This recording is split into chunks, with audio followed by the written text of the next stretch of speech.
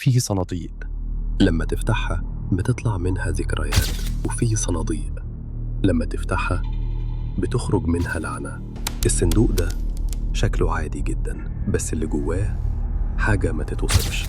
سنة 2001 واحد اسمه كيفن مانيز بيشتغل في الأنتيكات دخل مزاد بسيط، اشترى صندوق نبيذ قديم من بيت ست يهودية هربت من معسكرات النازي. بنتها قالت له: أمي كانت دايما تقول الصندوق ده لازم يفضل مقفول إلى الأبد. بس كيفن ما سمعش الكلام. كيفن لما فتح الصندوق لقى جواه حاجات غريبة: خصلة شعر بني وخصلة تانية سوداء، تمثال صغير مكتوب عليه سلام بالعبري، بثلاث ورد جافة، كأس بيض، شمعتين، وعملة قديمة. مش حاجات من سوق خردة، دي أدوات طقس بيحبس روح وبيمنعها تطلع. كيفن حلم بسيدة عجوز عنها سودة بالكامل، ووشها ميت وبتضربه وهو نايم. صحى مفزوع، لقى علامة حرق على دراعه.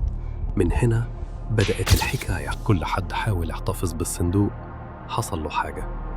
واحد حلم بنفس الكابوس، واحد تاني بيته اتحرق، وواحدة اتصابت بالشغل النصفي.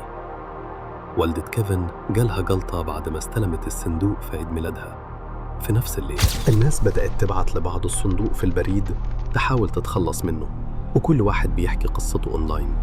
وفي الآخر حد عرضه على إيباي، كتب تحذير: ده أخطر شيء مصقول على الكوكب، وأنا مش بعذر. في الآخر الصندوق استقر في متحف الرعب في لاس فيغاس، وبتاع جوست أدفنتشرز هو اللي اشتراه. لكن قبل ما يتقفل للأبد زارهم مغني الراب المشهور بوست مالون ولمس الصندوق.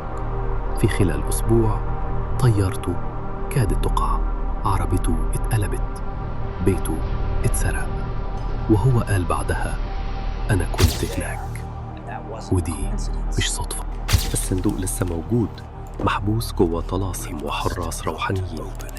بس السؤال مش هو هل في فعلا دبل جوه؟ السؤال الحقيقي هو خرج ولا لسه مستني حد يفتح الباب؟